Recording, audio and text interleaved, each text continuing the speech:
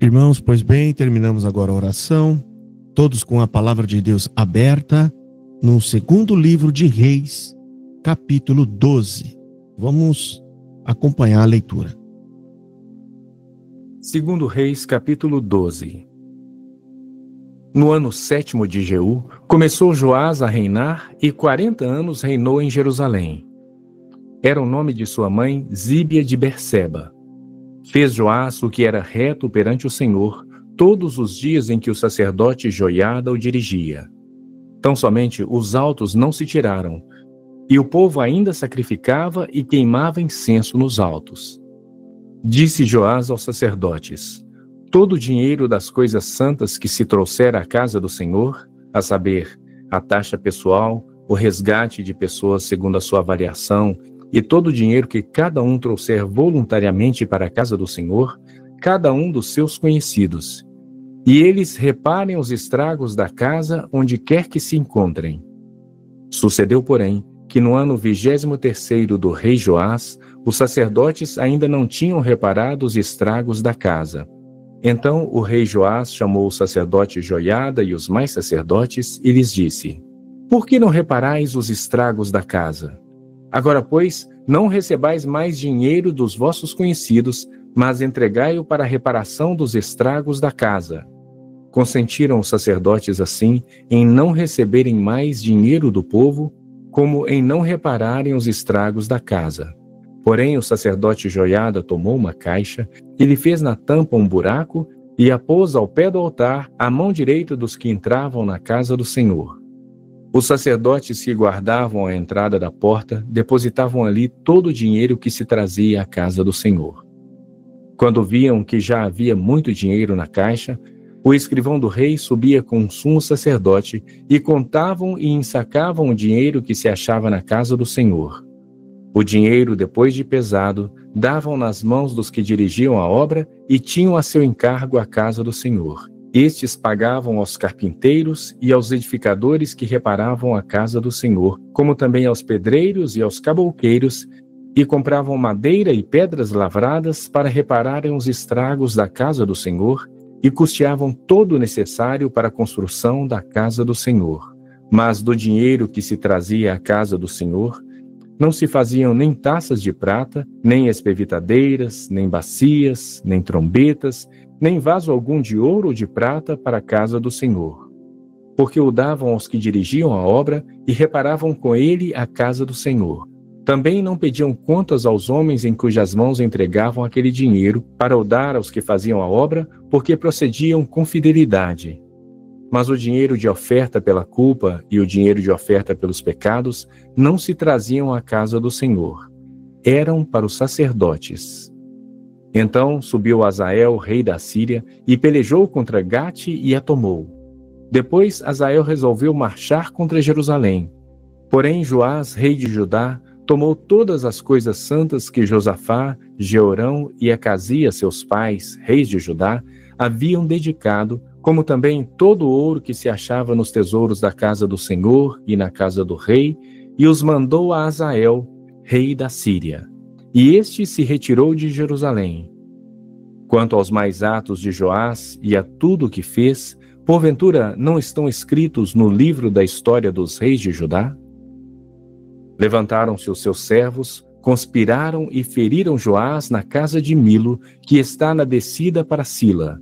Porque Josacar, filho de Simeate, e Josadabe, filho de Somer, seus servos, o feriram e morreu, e o sepultaram com seus pais na cidade de Davi. E Amazias, seu filho, reinou em seu lugar.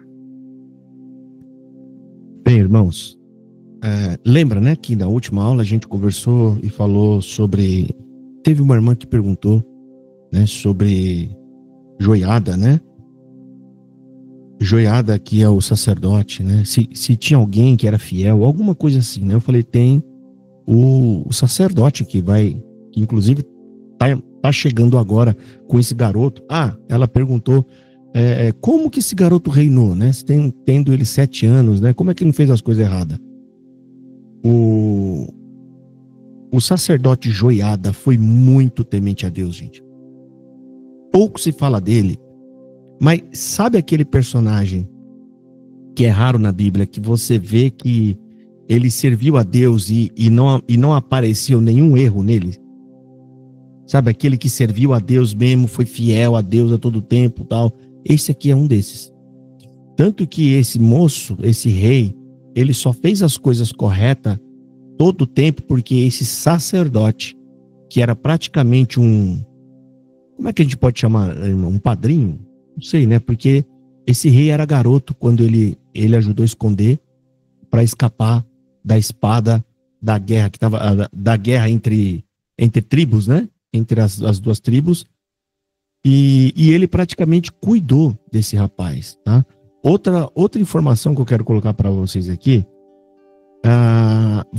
depois que acabar Segundo Reis, gente, vai ter Crônicas 1, Crônicas 2, que vai estar quase que relatando as mesmas coisas que está aqui, só que algumas informações a mais, tá? Eu não me lembro se vai falar aqui ainda desse sacerdote Joiada, mas ele morre com 120 anos. Eu acho que é em Crônicas que vai explicar melhor isso, tá?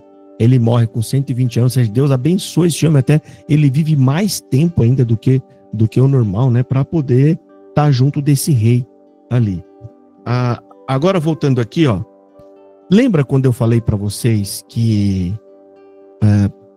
pelo povo de Israel não ter executado exatamente as ordens que Deus deu lá atrás, sobre quando mandou entrar no meio daquele povo, né? Que era para eliminar todos, não deixar nenhum vivo, não deixe nenhum vivo, porque senão vocês vão se contaminar. Lembra disso? E eles deixaram, né? Sempre desobedecendo, tá? Vocês viram que Joiada era temente a Deus, o rei era temente a Deus, nem Joiada, nem como é que fala?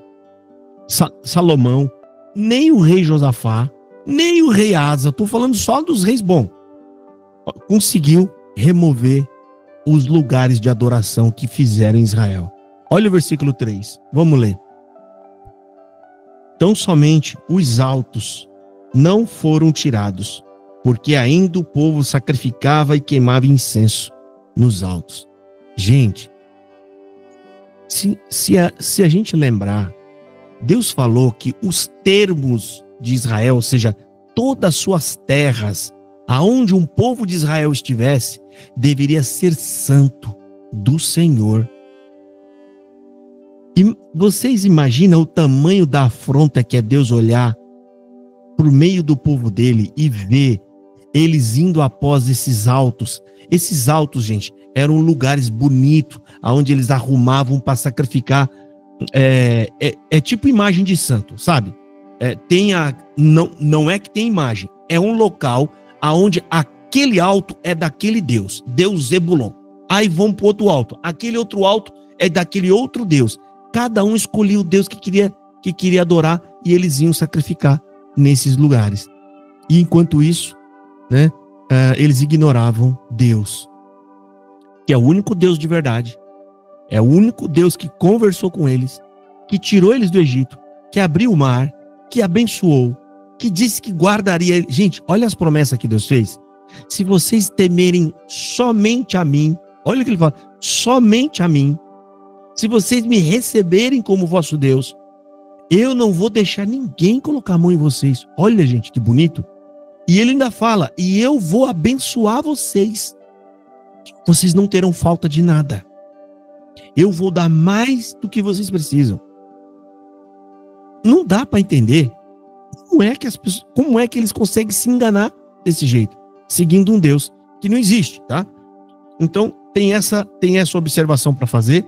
E aqui também no versículo 9, nós viemos de uma determinada igreja aonde tinha uma caixa lá, não tinha uma caixa? Vocês nunca pararam para imaginar da onde que vem essa ideia da caixa? Tá aqui a ideia. Tá aqui. Eu lembro até, não faz muito tempo essa ideia da caixa. Antes era colocada na mão dos porteiros, né? Parece que andou sumindo lá algumas coisas. Imagine, gente, aquela dinheirama passando na mão deles. Aí eles criaram a caixa. A caixa foi ideia desse sacerdote aqui, ó, chamado Joiada, para colocar na porta do templo. Olha o versículo 9. Vamos ler. Porém, o sacerdote Joiada tomou um cofre e fez um buraco na tampa e a pôs ao pé do altar, à mão direita dos que entravam na casa do Senhor. E os sacerdotes que guardavam a entrada da porta punham ali todo o dinheiro que se trazia à casa do Senhor. Então era ali naquela caixa. E essa caixa, gente, foi uma ideia que praticamente deu certo, porque ela durou centenas de anos. Por que dá para fazer essa afirmação, gente? Que ela durou centenas de anos. Por que dá para fazer essa afirmação? Vamos ver se vocês lembram. Bota a cabeça para funcionar. Entendam, quando a gente faz uma afirmação, é porque você tem informação para provar, entendeu? Quando nós não prova, o que a gente fala? Ó, irmão, eu penso que, eu acho que, porque eu não posso dizer que é uma coisa se não tem prova. Mas quando eu estou dizendo que essa ideia deu certo e ela foi usada por centenas de anos, é porque existe uma informação para isso. Vocês lembram? Alguém arrisca dizer? Mas deu certo, como que eu vou dizer? Deu tão certo que a turma usa até o dia de hoje. Até hoje. Mas na Bíblia a gente vê que acontece algo que usa essa caixa. E Jesus está envolvido nisso. Vamos ver se vocês lembram aí. Quando Jesus estava entrando no templo, que ele estava vendendo coisas? Mais ou menos. É quando ele estava no templo. É quando ele estava no templo. Ele fala uma coisa. Eu vou dar a dica para vocês. Pode dar? Pode. Ele viu uma viúva colocando moedas no cofre. Lembraram agora, né? A oferta da viúva pobre. Agora sim, lembramos a oferta da viúva. Ele fala, tá vendo aquela senhora? Ela tá dando mais do que todos vocês. Presta atenção, gente. Ele não tá orientando fazer isso. Ele tá apenas falando que ela, proporcionalmente ao que ela tem, ela tá dando muito mais do que os outros. Ele não tá dizendo para, você deve dar tudo que você tem. Não, ele tá fazendo uma análise e dizendo, essa mulher, vocês se gabam de, né, eu sou santo, quer ver? Eu tô dando uma oferta aqui de R$1.000 na igreja. Ui, é bastante coisa. Mas se você ganha 1 milhão, isso não é nada. Às vezes a pessoa dá isso pro filho, pra comprar doce. Mas aquela mulher, quando deu R$100, sendo que ela não ganha nada, R$100 ela vende latinha para poder comprar comida, pão, leite. Ela deu muito mais do que os outros. É isso que Jesus está fazendo. Ele está fazendo um cálculo de proporcionalidade, tá? Então, deu para vocês entender que essa caixa ficou usando ela por muito tempo, né, gente? Muito tempo continuaram ainda usando essa caixa, tá? Você vê que mas usa até hoje. Usa. Da onde a gente veio lá, principalmente, usa até hoje essa caixa aqui. Mas você vê que são coisas que são criadas por causa da maldade do coração do homem. Precisava de caixa? Não precisava, mas o povo estava levando e eles não estavam usando o dinheiro para reparar a casa. Os sacerdotes estavam pegando mais do que precisava. Né? É sempre a mesma história, gente. Amor ao dinheiro, as pessoas se entregam ao pecado. Roubo, ganância, inveja, disputa pelo poder. Tudo isso envolve riqueza, poder, gente. Alguma pergunta para fazer sobre isso, gente? Senão a gente avança aqui, tá? Vamos lá, então. Eu tenho uma pergunta. Tá.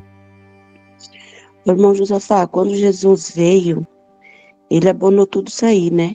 Porque eu estava vendo e todas as palavras dele, esses negócios aqui do Velho Testamento, ele abonou tudo, tirou tudo. Ele veio para fazer o conserto, né? Essa parte, as pessoas têm que tomar muito, muito cuidado. Graças a Deus a gente está estudando e a gente vai chegar no Novo Testamento, gente. Aí a gente vai conseguir abordar tudo isso, mas eu vou dar aqui uma rápida explicação para vocês. Ó, Jesus, ele nunca falou mal do templo, nunca falou mal da lei, ele nunca induziu o povo tipo assim, a não obedecer os líderes. Inventam essas coisas por aí, tá? Se Jesus tivesse feito isso, gente, lendo aqui agora, onde a gente está lendo aqui, ó, lá no meio do povo judeu, se a gente ler agora aqui, alguém ensinando aqui, ó, não vá no templo, vocês não devem obedecer o sacerdote, estaria certo? Vocês iam dizer que estaria certo? Se nós estivéssemos lendo agora aqui, ó, em Reis, lá em Samuel, lá quando estava Josué ensinando, gente, vocês não podem ir no templo, vocês não devem obedecer o sacerdote, vocês não devem dar o dízimo, estaria certo? Não estaria, né? Estaria errado. Agora presta atenção. Jesus, ele viveu em que momento? Na época da lei ou na época da graça? Da lei. Da graça. Da lei? Da lei. Quando que começa a valer a graça? A lei, né? Exatamente. Jesus, gente, ele é judeu. Ele foi levado para ser circuncidado no 8º dia. Ele tomava Páscoa todos os anos. Ele ia nas festas. Se ele tivesse falado mal contra a lei, ele teria pecado. Um dos maiores pecados, qual que é? Se rebelar contra a lei. Não é isso que Deus, ele falava aqui para o povo o tempo todo? Que entregou a lei para ele, mas eles se rebelam, eles se afastam. Então a gente tem que entender isso para nós não errar. Ó, Jesus, ele viveu dentro da lei. Ele nunca falou mal da lei. Ele falava mal dos hipócritas que não seguiam a lei. Fingia que seguiam e não seguia. Eles ignoravam os simples, os pobres, as viúvas, os pecadores, né? Ele criticou isso. Quando começou a graça? A graça começa quando ele ressuscita. Quando ele morre, termina a lei. Quando ele ressuscita, começa a graça. O escritor de Hebreus, ele dá até um exemplo maravilhoso, fantástico, que vocês vão entender agora. Vamos supor, a irmã Salete escreve um testamento. Ó, a casinha do Duque e o Duque, que é o cachorrinho dela, vai ficar para minha irmã, mesmo que a irmã dela não quer, mas ela escreveu lá, o Duque vai ficar para minha irmã, o carro que a gente tem aqui vai ficar para não sei quem, e ela vai fazendo testamento. Pergunta, enquanto ela estiver viva, o testamento está valendo? Eles podem entrar lá na casa dela e pegar as coisas e levar embora? Não, né? Quando que o testamento dela começa a valer? Quando morre. Quando ela morre. É a morte. Exatamente. Quando ela morre. Exatamente. O Novo Testamento, gente, ele entra em validade quando Jesus morre. O sangue de Jesus é que dá início ao Novo Testamento. A lei, ali, gente, é assim, ó. Deus promete a primeira vinda do Messias. A primeira vinda ele prometeu para quem? Que ele ia mandar o Messias para quem? Vamos ver se vocês lembram. Deus, ele faz a primeira... Fala, Jonas. Os judeus, né, irmão? Isso. A primeira vinda é uma promessa que Deus fez para o judeu. Então, quando Jesus vem, cumpriu a lei, gente. É o que nós vamos falar isso mais para frente, tá? As pessoas confundem que cumprir a lei significa que ele saiu correndo para praticar toda a lei. Não é isso. A vinda dele, cumpre-se nele toda a lei. A lei cumpriu nele. Ou seja, quando Jesus voltar, gente, que é a segunda promessa da volta dele, quando que cumpre tudo que o apóstolo Paulo disse, tudo que a Apocalipse disse, quando que vai cumprir isso? Depois que Jesus voltar. Exatamente. Quando Jesus vier, você pode pegar essa Bíblia e jogar fora. Por quê? Cumpriu.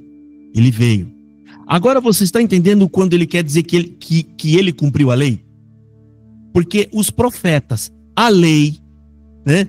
ela falava da primeira vinda do Messias. Quando o Messias vem, tem total cumprimento das profecias e das promessas.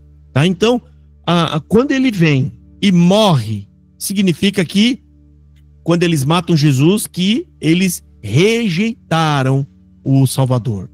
Eles mataram, ou seja, né, a gente não quer ele, a gente não gostou dele, ele falou muito mal de nós, e vamos matar ele. Aí mataram ele, rejeitaram ele. Aí o que ele faz? Ele ressuscita de novo. Aí manda, antes dele morrer, o que ele fala para quem é de fora de Israel? Antes dele morrer. Quando a mulher cananeia vai pedir ajuda dele para curar a filha, o que ele fala para a mulher cananeia? Vocês lembram? Ela fala, meu senhor, minha filha está doente, me ajuda. Ele olha para ela, ela não é judia, tá? Ela é de fora. Ele fala, eu não vim para vocês, eu vim para os filhos. Eu não posso pegar o pão dos filhos, que é ele, gente, ele é o pão. Eu não posso pegar o pão dos filhos e dar aos cachorrinhos. Isso mesmo, Leila. E ela, o que ela fala? Ela se humilha e fala, Senhor, sim. Né? Em outras palavras, ela aceita aquilo. Ela fala, sim, Senhor, eu sou um cachorrinho. Só que o cachorrinho come as migalhas que caem debaixo da mesa. Ou seja, deixa cair alguma migalha para mim. Olha que lindo, gente. Mas o que eu quero explicar para vocês? Isso é o discurso dele antes de morrer. Ele está dizendo que veio para os judeus.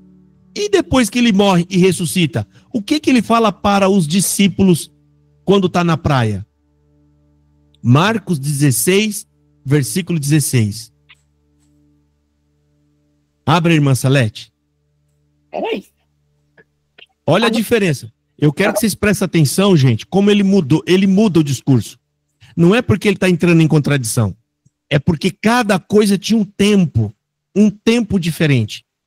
Presta atenção. Antes da irmã Salete ver, antes dele morrer, ele fala que veio só para os filhos. E ele, a princípio, nega o socorro para uma mulher. Mas quando ele morre e ressuscita, observa como ele muda o discurso. Marcos 16, versículo 16. Isso. Então vamos lá. Exatamente, Janira. Mas vamos ver, irmã. Quem crer e for batizado será salvo. Quem, porém, não crer será condenado. Eu acho que tem mais. Eu acho que é o verso seguinte que ele fala, ide. Estes sinais hão de acompanhar aqueles que creem. Acho que é o versículo 15, irmã. Eu acho que é o 15, eu acho. Vou pegar o 14, então. Tá, vai. Finalmente apareceu Jesus aos 11, quando estavam à mesa, e censurou-lhes a incredulidade e dureza de coração, porque não deram crédito aos que tinham visto já ressuscitado. Continua? Agora que é a parte importante aqui, lê. E disse-lhes, ide por todo o mundo e pregai o evangelho a toda criatura. Você viu como mudou o discurso dele? Mudou, né? A princípio, antes dele morrer, o que ele disse para a mulher? Eu vim para o judeu. Eu vim para os filhos da casa. Os próprios apóstolos, acho que é o apóstolo Paulo, quando fala sobre isso, ele fala, Jesus era ministro da circuncisão. O que ele quer dizer com isso? Ele veio para falar e pregar para o judeu. E aí, quando ele morre e ressuscita, nesse versículo 15, ele está falando do quê? Vai por toda a terra levar o evangelho. Ou seja, eles me recusaram, eles me mataram. Agora Deus abriu essa porta para todo o que crê. E é a nossa missão. Nós estamos incluídos nisso. Nós, por graças a Deus, por graça e misericórdia de Deus. Então vocês estão entendendo, gente? Quando chegar nos evangelhos, gente, vai ter muita coisa para a gente conversar sobre isso, tá? Bastante coisa, até para a gente não quer dizer, gente, que Jesus está aprovando essas coisas erradas que os camaradas fazem aí. A gente só não pode fazer as colocações fora do seu contexto. Vocês viram como as coisas faz mais sentido agora explicando? Vocês viram que faz sentido? É uma blasfêmia alguém dizer que Jesus pregou contra o templo. Não pode. Mataram ele por quê, gente? Um dos motivos. Porque insinuaram que ele falou mal do templo. Esse aí disse que vai derrubar o templo em 3 dias, né? Se foi próprio Deus. Vocês estão entendendo? Se ele tivesse em algum momento, a minha irmã Marinete, tá? Essa dúvida que a irmã tem, muita gente tem, tá? Então vocês observam que o judeu estava todo momento querendo pegar uma coisa que ele fizesse contrária à lei. Vocês estão entendendo? Para poder chamar ele de rebelde, né? Teve uma turma que Deus matou, o próprio Deus matou, ele não mandou ninguém matar. Ele matou, abrindo a terra e engolindo todo mundo. Vocês lembram qual foi o pecado deles? Desobediência? Se rebelaram contra a lei de Deus. Contra Moisés, contra a lei. O que Deus falou? Manda todo mundo ficar na sua frente, Moisés. Vocês não vão precisar colocar um dedo neles. Olha o que Deus falou. Eu vou matá-los. Eu vou engolir todos eles. A terra se abriu e engoliu a todos. Detalhe, abriu, engoliu e depois o que ela fez? Fechou, gente. Em outras palavras, Deus sepultou todos eles de uma vez. Sepultou, abriu o buraco e tampou. Tudo vivo. Tudo vivo. Então Jesus jamais ia cometer esse pecado, gente. Jamais. É óbvio. Só para concluir aqui. Quando ele morre e ressuscita, a lei acabou. Acabou toda a lei. Dízimo acabou. As ofertas acabou. Todas essas coisas acabaram. Ficou tudo na lei, tá? Isso não é mais ordenança para nós.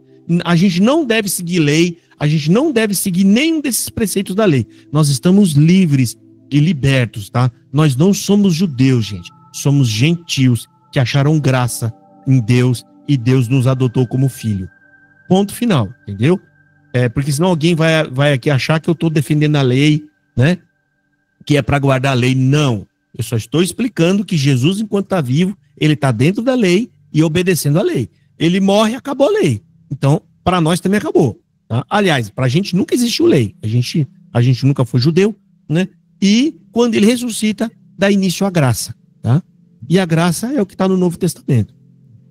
Tá bom? Mas tudo isso, gente, a gente vai conversar sobre isso quando chegar no Novo Testamento. E obviamente que a mente de vocês já está bem expandida, porque vocês estão estudando a lei, que é o principal para poder entender o Novo Testamento, né? E vocês vão começar a entender melhor. Vocês viram como vocês entenderam quando eu perguntei coisas sobre a lei para poder explicar sobre Cristo e vocês entenderam? Por quê? Porque nós estamos estudando. Vocês perceberam que é mesmo.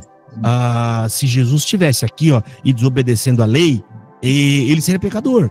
Por que vocês entenderam isso? Porque vocês viram quanta coisa que os judeus fizeram ali desobedecendo a Deus. Então, olha a importância que tem de nós estudar a Bíblia, principalmente o livro da lei.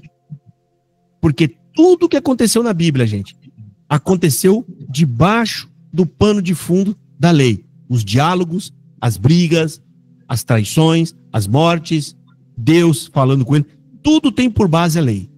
Tudo. Irmã Carminha, pode falar. A paz do Senhor Jesus a todos. Amém. Irmão, nós não estamos mais debaixo da lei, estamos livres da lei, né? Mas tem lugares aí que ainda está, não é isso? Por exemplo, guardando o sábado. Maluquice, irmã.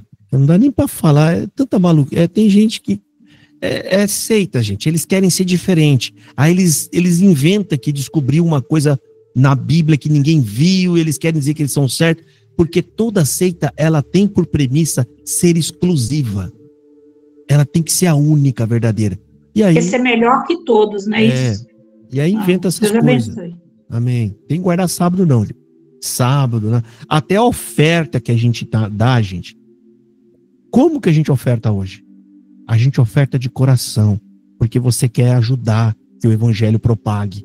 Você quer ajudar. Quando a gente tem uma igreja, não, gente, eu gosto dessa igreja, eu quero que ela fique firme, eu vou abençoar, eu vou. É isso. Agora é uma questão de consciência nossa. Não é porque é obrigado. Você que dá, irmão, não vai ser 3 vezes abençoado porque deu. E você também não vai ser amaldiçoado porque não deu. Né? Só uma questão de consciência. Bom, vamos lá, gente. Capítulo 13. Vamos soltar aqui. 2 Reis, capítulo 13. No 23º ano de Joás, filho de Acasias, rei de Judá, começou a reinar Jeoacás, filho de Jeú, sobre Israel em Samaria, e reinou 17 anos. E fez o que era mal perante o Senhor, porque andou nos pecados de Jeroboão, filho de Nebate, que fez pecar a Israel. Não se apartou deles, pelo que se acendeu contra Israel a ira do Senhor, o qual os entregou nas mãos de Hazael, rei da Síria, e nas mãos de Ben-Hadad, filho de Hazael, todos aqueles dias. Pelo que se acendeu contra Israel a ira do Senhor, o qual os entregou nas mãos de Hazael, rei da Síria, e nas mãos de Ben-Hadad, filho de Hazael, todos aqueles dias. Porém, Jeoacás fez súplicas diante do Senhor, e o Senhor o ouviu, pois viu a opressão com que o rei da Síria atormentava Israel. O Senhor deu um salvador a Israel, de modo que os filhos de Israel saíram de sob o poder dos sírios e habitaram de novo em seus lares como dantes. Contudo, não se apartaram dos pecados da casa de Jeroboão, que fez pecar a Israel, porém andaram neles. E também o poste ídolo permaneceu em Samaria. E foi o caso que não se deixaram a Jeoacás do exército, senão 50 cavaleiros, 10 carros e 10 homens de pé, porquanto o rei da Síria os havia destruído e feito como pó, trilhando-os. Ora, os mais atos de Jeoacás e tudo o que fez e o seu poder, porventura não estão escritos no livro da história dos reis de Israel? Jeoacás descansou com seus pais e o sepultaram em Samaria, e Jeoacás, seu filho, reinou em seu lugar. No 37º ano de Joás, rei de Judá, começou Jeoás, filho de Jeoacás, a reinar sobre Israel em Samaria. E reinou 16 anos. Fez o que era mal perante o Senhor. Não se apartou de nenhum dos pecados de Jeroboão, filho de Nebate, que fez pecar a Israel. Porém, andou neles. Quanto aos mais atos de Jeoás, e a tudo que fez e ao seu poder, com que pelejou contra Amazias, rei de Judá, porventura não estão escritos no livro da história dos reis de Israel? Descansou Jeoás com seus pais, e no seu trono se assentou Jeroboão. Jeoás foi sepultado em Samaria, junto aos reis de Israel. Estando Eliseu padecendo da enfermidade de que havia de morrer, Jeoás, rei de Israel, desceu a visitá-lo, chorou sobre ele e disse: meu pai, carros de Israel e seus cavaleiros. Então lhe disse Eliseu: toma um arco e flechas. Ele tomou um arco e flechas. Disse ao rei de Israel: retesa o arco, e ele o fez, sobre as mãos do rei. E disse: abre a janela para o oriente. Ele a abriu. Disse ao rei de Israel: retesa o arco, e ele o fez. Então Eliseu pôs as mãos sobre as mãos do rei, e disse: abre a janela para o oriente. E ele a abriu. Disse mais Eliseu: atira, e ele atirou. Prosseguiu: flecha da vitória do Senhor, flecha da vitória contra os sírios, porque ferirás os sírios em Afeca até os consumir. Disse ainda: toma as flechas. Ele as tomou. Então disse ao rei de Israel: atira contra a terra. Ele a feriu 3 vezes e cessou. Então o homem de Deus se indignou contra ele e disse: 5 ou 6 vezes a deverias ter ferido. Então ferirás os sírios até os consumir, porém agora só 3 vezes ferirás os sírios. Disse ainda: toma as flechas. Ele as tomou. Então disse ao rei de Israel: atira contra a terra. Ele a feriu 3 vezes e cessou. Então o homem de Deus se indignou muito contra ele e disse: 5 ou 6 vezes a deverias ter ferido. Então ferirás os sírios até os consumir, porém agora só 3 vezes ferirás os sírios. Morreu Eliseu e o sepultaram. Ora, bandos dos moabitas costumavam invadir a terra à entrada do ano. Sucedeu que, enquanto alguns enterravam um homem, eis que viram um bando. Então lançaram o homem na sepultura de Eliseu, e logo que o cadáver tocou os ossos de Eliseu, reviveu o homem e se levantou sobre os pés. Hazael, rei da Síria, oprimiu a Israel todos os dias de Jeoacás. Porém, o Senhor teve misericórdia de Israel e se compadeceu dele e se tornou para ele por amor da aliança com Abraão, Isaque e Jacó. E não o quis destruir e não o lançou ainda da sua presença. Morreu Hazael, rei da Síria. E Ben-Hadad, seu filho, reinou em seu lugar. Jeoás, filho de Jeoacás, retomou as cidades das mãos de Ben-Hadad, que este havia tomado das mãos de Jeoacás, seu pai, na guerra. 3 vezes Jeoás o feriu e recuperou as cidades de Israel. Gente, né? O profeta Eliseu mandou ele ferir a terra e era para ele continuar ferindo a terra, né? Até ele mandar parar. Ele fez 3 vezes e parou. Foi os 3 livramentos que deu para ele, né? Aqui também tem a morte dele, né? Quando ele está sendo enterrado. Que doido, né? Então o camarada está sendo enterrado e os outros estão brigando ali, se matando. Do lado, né? Perto dele ali, caiu lá dentro e reviveu, ou seja, né?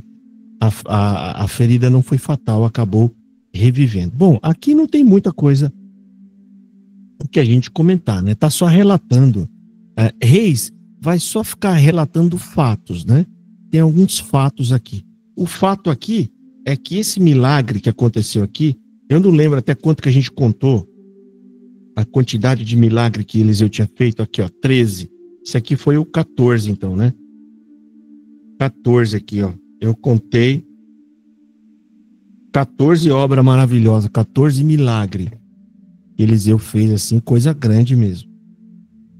Alguma pergunta? Senão a gente vai para o capítulo 4. Ô Josafá. Oi. Graça e paz.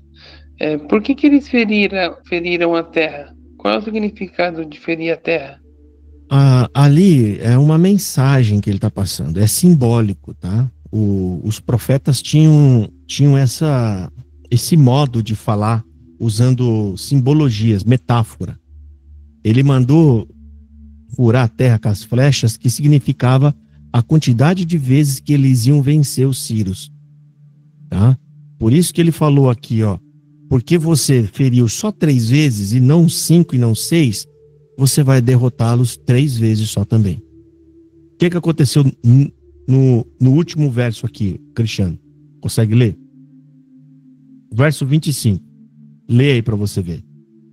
E Joás, filho de Joacás, tornou a tomar a cidade das mãos de Ben-Hadad, que tinha tomado das mãos de Joacás, seu filho na guerra. 3 vezes Joás feriu e recuperou a cidade de Israel. Quantas vezes ele conseguiu vencer? 3 vezes. E quantas vezes ele furou a terra? Que você me perguntou. Ele feriu a terra quantas vezes lá? Quando o profeta mandou ele ferir? 3 vezes, né? Isso. E quantas vezes ele venceu os sírios? 3 vezes. Exatamente. Entendeu agora? Glória a Deus. Entendi. Era profecia. Era uma profecia. Agora vamos ver aqui, né? No capítulo 14, o que aconteceu nas outras guerras. Tá bom? Ok. Então vamos soltar aqui, capítulo 14. Segundo Reis, capítulo 14. No 2º ano de Jeoás, filho de Jeoacás, rei de Israel, começou a reinar Amazias, filho de Joás, rei de Judá. Tinha 25 anos quando começou a reinar e 29 reinou em Jerusalém. Era o nome de sua mãe, Jeoadã, de Jerusalém. Fez ele o que era reto perante o Senhor, ainda que não como Davi, seu pai. Fez, porém, segundo tudo que fizera Joás, seu pai. Tão somente os altos não se tiraram. O povo ainda sacrificava e queimava incenso nos altos.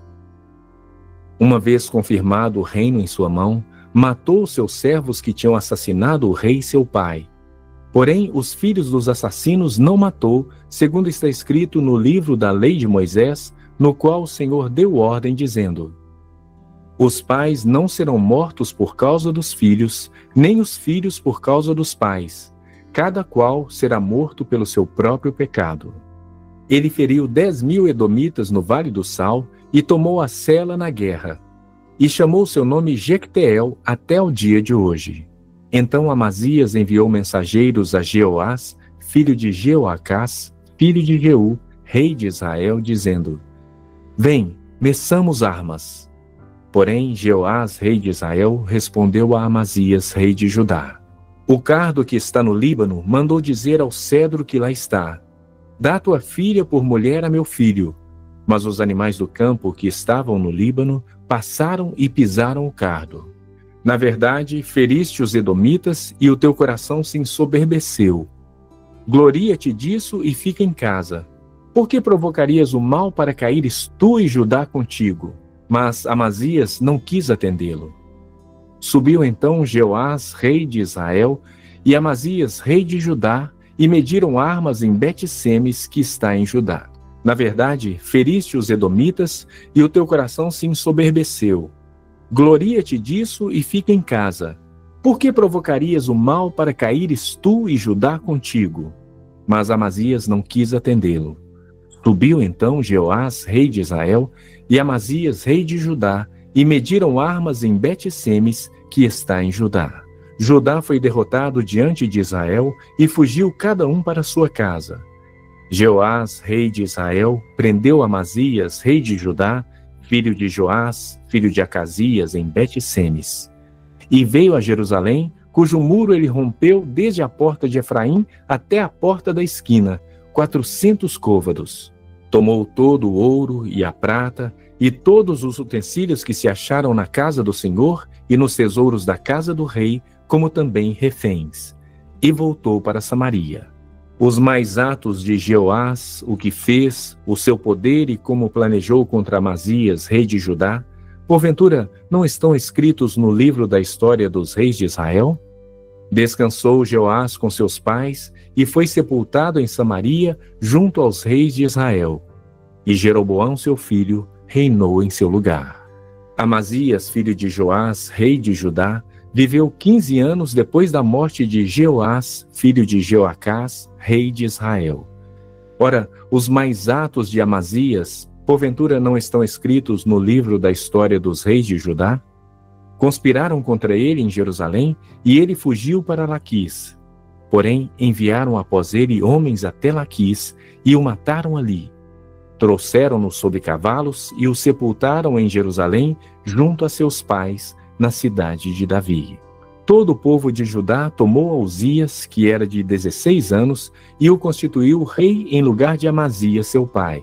Ele edificou a Elate e a restituiu a Judá, depois que o rei descansou com seus pais. No 15º ano de Amazias, filho de Joás, rei de Judá, começou a reinar em Samaria Jeroboão, filho de Jeoás, rei de Israel, e reinou 41 anos. Fez o que era mal perante o Senhor. Jamais se apartou de nenhum dos pecados de Jeroboão, filho de Nebate, que fez pecar a Israel. Restabeleceu ele os limites de Israel, desde a entrada de Amate até o mar da planície, segundo a palavra do Senhor, Deus de Israel, a qual falara por intermédio de seu servo Jonas, filho de Amitai, o profeta, o qual era de Gat-Éfer.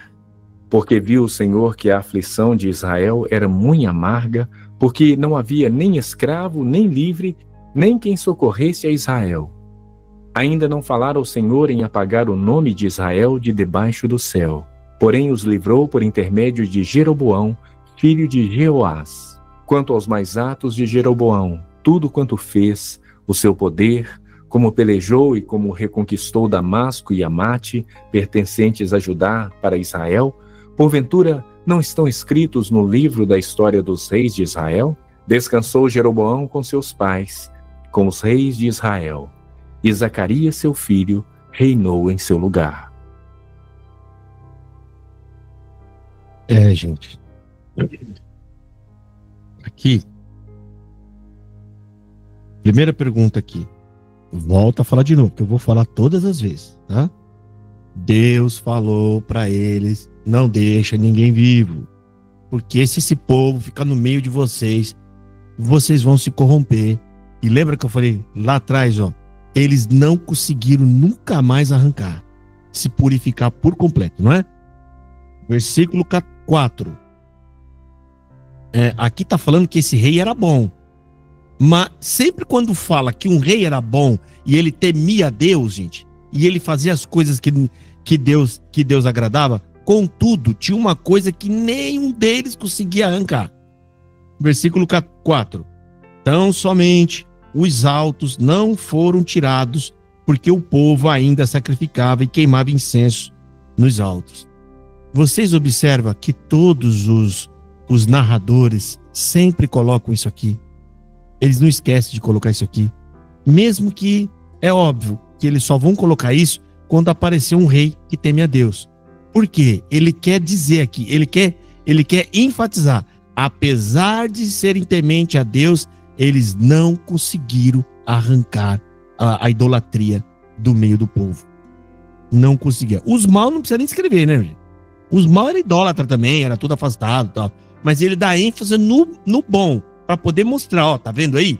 Depois que o pecado entra, irmão, só o milagre tira ele.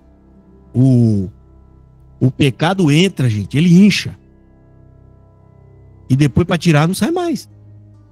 Fica agarrado, fala que nem os irmãos de Minas, né? Fica agarrado ali, não larga mais. Entendeu? Eu vou sempre apontar isso aqui para vocês. Agora o versículo 6. Pessoal, a igreja, eu tenho que comentar isso, né? A igreja da onde a gente veio. Existe um pecado lá que para eles é pecado, é óbvio que é pecado. Mas eles falam que se você cometer aquele tipo de pecado, o que acontece com você? Morte, né? Pecado de morte.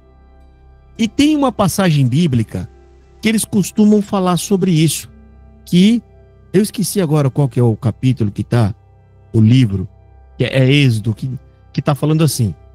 Eles pegam, eles são mestres nisso, eles pegam um versículo isolado, eles não lê tudo.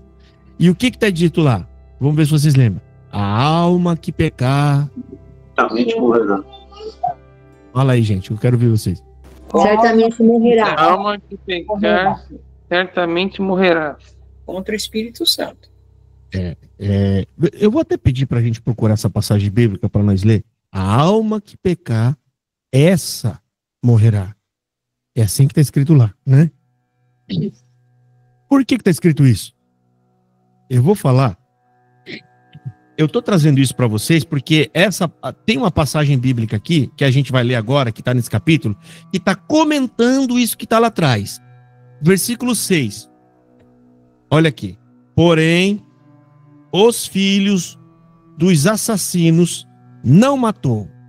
Por que ele não matou os filhos daqueles homens maus, assassinos? Porque, ó, como está escrito no livro de Moisés, no qual o Senhor deu ordem dizendo: não matarão os pais por causa dos filhos, e os filhos não matarão por causa dos pais, mas cada um será morto pelo seu pecado.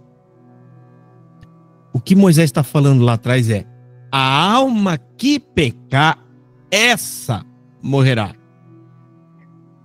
Moisés está falando o seguinte: você não vai matar outra pessoa no lugar daquele que cometeu o sacrilégio ou o pecado, ou assim. Mas eles pegam o verso isolado. Você tem que ler o verso todo. Eu estou falando isso porque aqui está explicando essa passagem bíblica que está lá em Êxodo, que está falando, a alma que pecar, o que ele está querendo dizer aqui? Essa morrerá. Ele não está dizendo do pecado, né, do pecado, porque existe lá na lei, na época, o pecado que era pecado digno de morte, que era adultério, a prostituição, porque ele tinha um método de, como é que fala? De você matar. De executar justiça. Mas eles pegam essa passagem bíblica para dizer que o tal pecado, a pessoa cometeu, morreu. Mas não é disso que se trata aqui.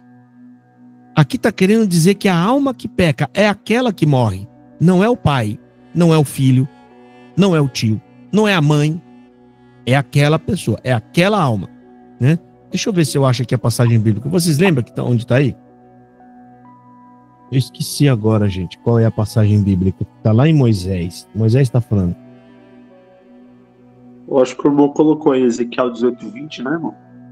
Ezequiel, não, mas Ezequiel o que é? Ezequiel está comentando também. Eu não quero comentário. Eu quero a própria lei, entendeu? Aqui onde a gente está lendo agora, ó. Aqui onde a gente está lendo, Reis, segundo Reis 14:6, está fazendo o quê? É aqui que está a lei? Não. O autor está comentando a lei. Vocês estão entendendo? É outra coisa que mais para frente a gente vai ter que aprender a lidar com isso, tá? Está falando sim, irmão, pastor Josafá, no verso 20. A alma que pecar, esta morrerá. Na onde está falando? No 20, capítulo 18 de Ezequiel 20, está falando. Então, Ezequiel, ele está falando da lei. A gente quer pegar a própria lei, entendeu? Êxodo 12. Aí, ó, é isso aí, ó. Êxodo 12, eu lembro que era Êxodo. Êxodo 12, o que, irmã? Lembra do versículo? Vixe, mas Êxodo é grande, hein? O 12. Assim partiu, não é aqui.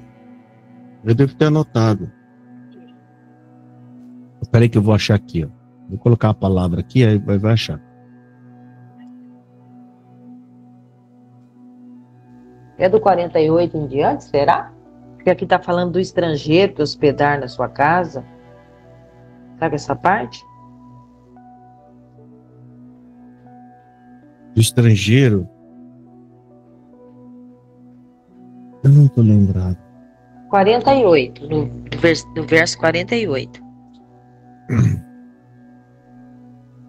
Êxodo, ai meu Deus, agora eu pulei aqui. É Êxodo 12, né?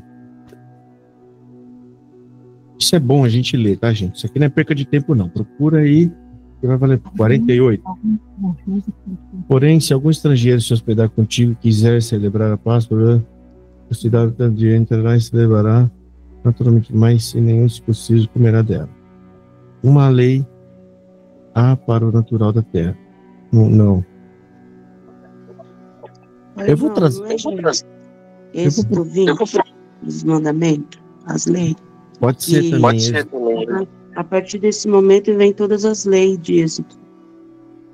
Pode ver. Êxodo 20. Êxodo 20. Aí por diante vem as leis.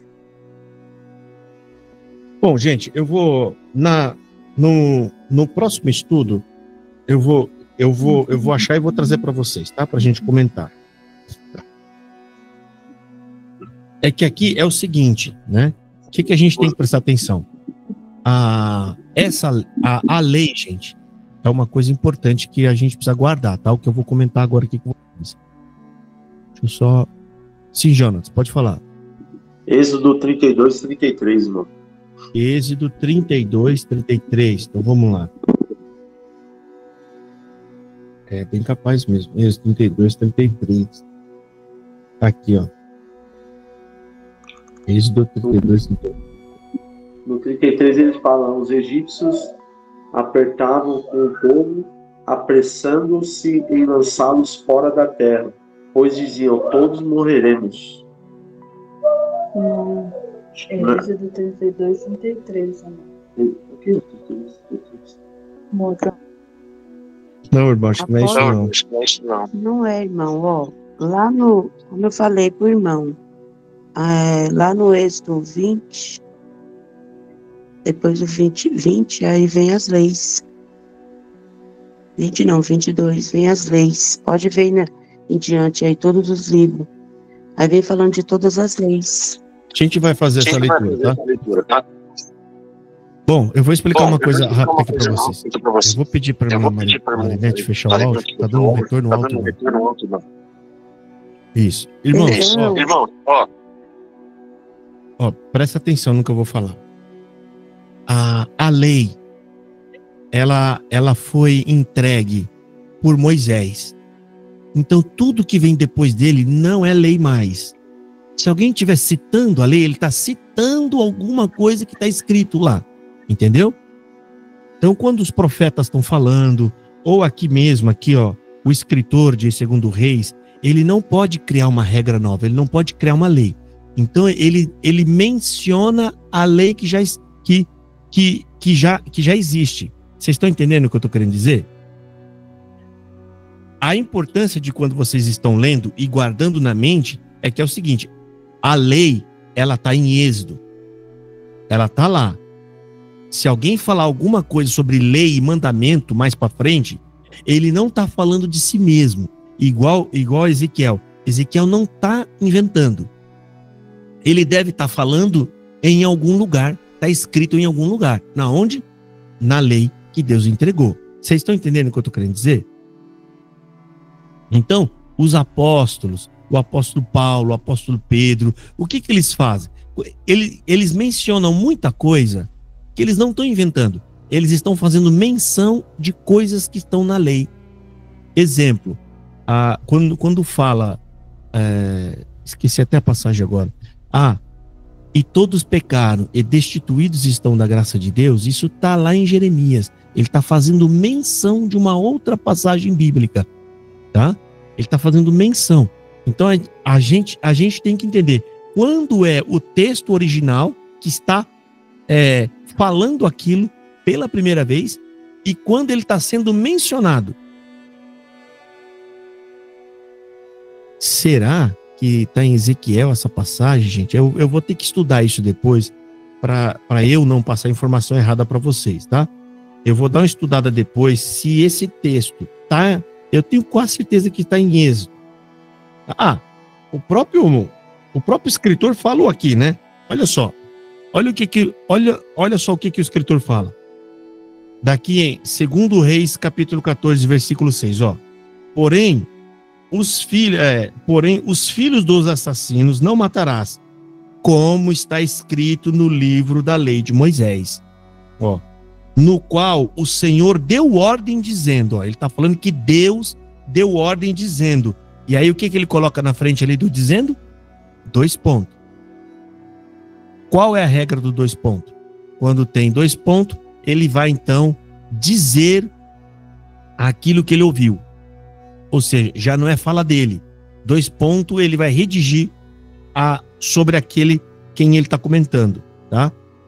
Olha só, 2 pontos. Não matarão os pais por causa dos filhos, e os filhos não matarão por causa dos pais, mas cada um será morto pelo seu pecado. Vocês estão entendendo que o próprio texto aqui está falando que isso está escrito na onde? Que o texto está falando? O escritor aqui, ele está lembrando. Está escrito na onde? Na lei. Na lei. Na lei de Moisés. E quem foi que entregou esse mandamento para Moisés? Ele ainda fala. Foi Deus. Foi Deus, exatamente. Ele fala que o Senhor deu mandamento. O Senhor, tá? Mas aí depois a gente volta lá, tá bom, gente? Na próxima aula a gente vai começar com isso, tá? Porque eu vou pegar as passagens e eu vou comparar certinho, tá? Mas é só para vocês entenderem, tá? A confusão que às vezes fazem com um versículo isolado, né? O versículo isolado, tá? A Bíblia está falando, quando fala essa alma morrerá, ele está querendo dizer que a alma que pecou é aquela, não o pai, não a mãe, não os parentes, é aquela que é responsável pelos seus próprios atos. Tá? Essa aqui é a primeira observação que eu fiz. A outra coisa aqui que o rei Jeoás, ele briga com outro rei também, que é filho de Deus, ou seja, eles são povos de Deus, né? O rei de Israel brigou com o rei de Judá. Aí o de Israel foi lá, invadiu e venceu o rei de Judá. E o que ele fez na hora que ele venceu a guerra? Versículo 14. E tomou todo o ouro e a prata e todos os vasos que se acharam na casa do Senhor e nos tesouros da casa do rei, como também os reféns, e voltou para Samaria. Gente, eles são judeus e eles estão roubando a própria casa de Deus. Vocês estão entendendo isso? Como você vê a falta de temor, gente. Imagina Deus lá do céu olhando isso, falando: meu Deus do céu, os filhos brigando, que é coisa que um pai ou uma mãe nunca ia querer. Nunca ia querer. Agora imagina, gente. Vocês têm uma casa, você é o pai, é a mãe, e você tem 2 filhos que moram fora. E eles brigam entre eles, e um entra na sua casa e rouba você. Tem cabimento isso? Vocês estão entendendo? A casa do Senhor, gente, não era propriedade de um e de outro. Não era. É a casa do Senhor, onde eles tinham que ir lá levar as ofertas por causa dos pecados que ele, no caso ali, eles cometiam, né? Agora não tem nada, não tem mais os vasos, não tem mais as bacias para fazer as ofertas. Quem é que perde com isso? Eles mesmos, gente. Deus não precisa de sacrifício. As ofertas eram para que eles se purificassem e Deus continuasse próximo deles, abençoando eles. Olha a cabeça desse povo, gente. Olha a cabeça. Roubando o próprio templo. Por que eles fizeram isso, gente? O que vocês acham que foi? Os vasos eram feitos do quê?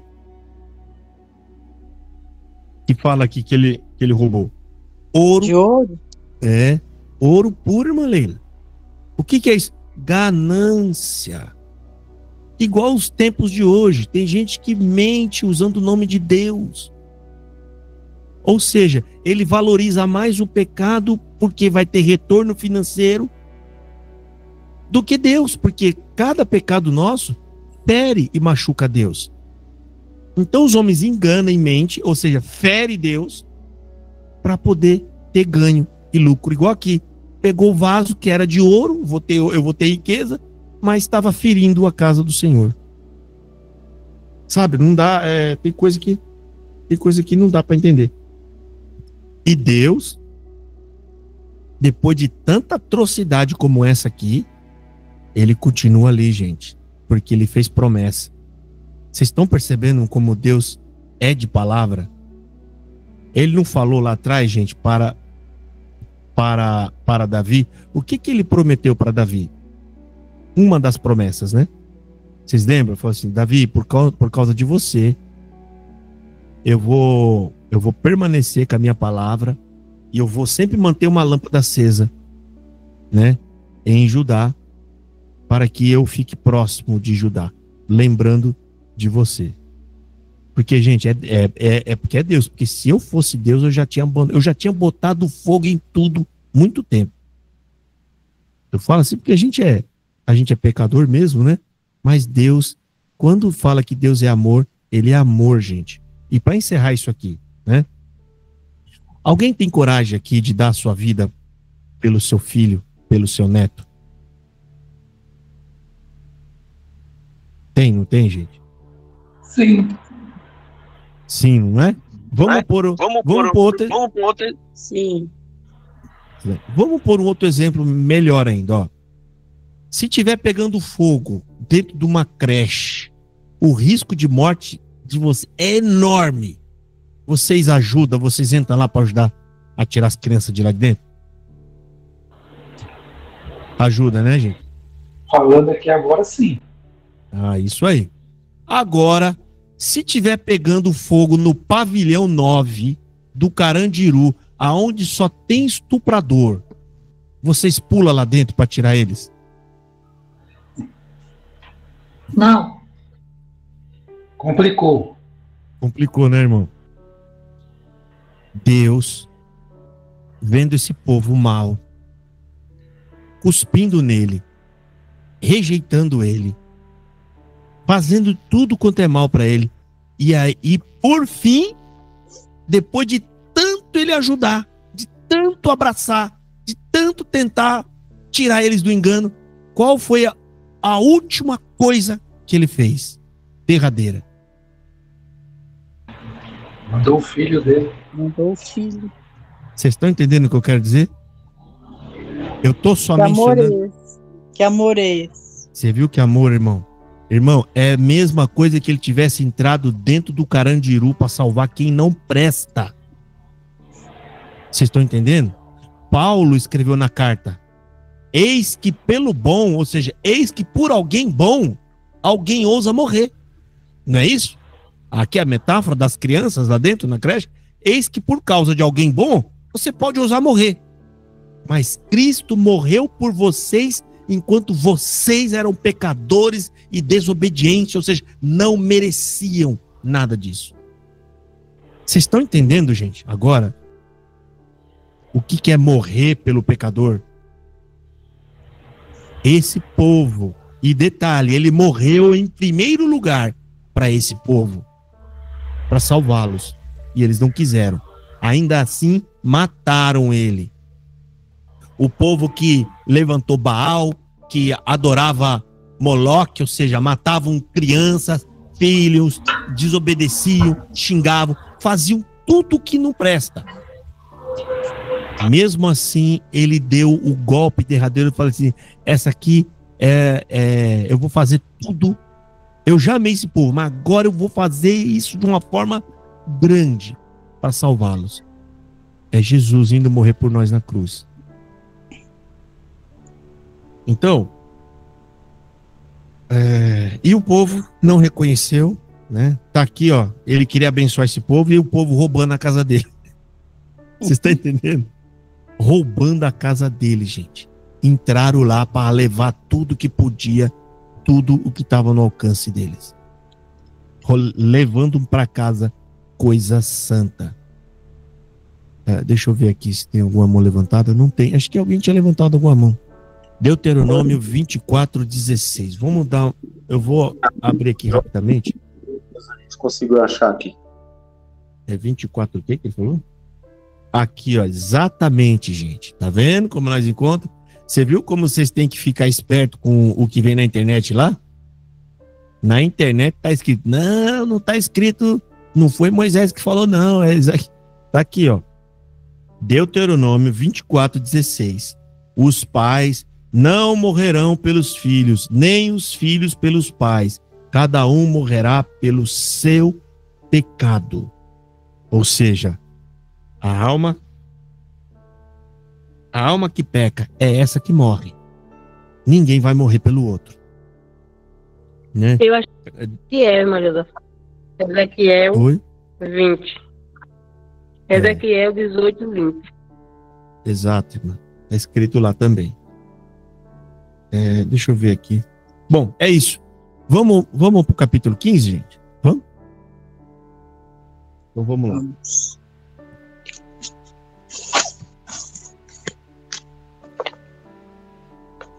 Segundo Reis, capítulo 15.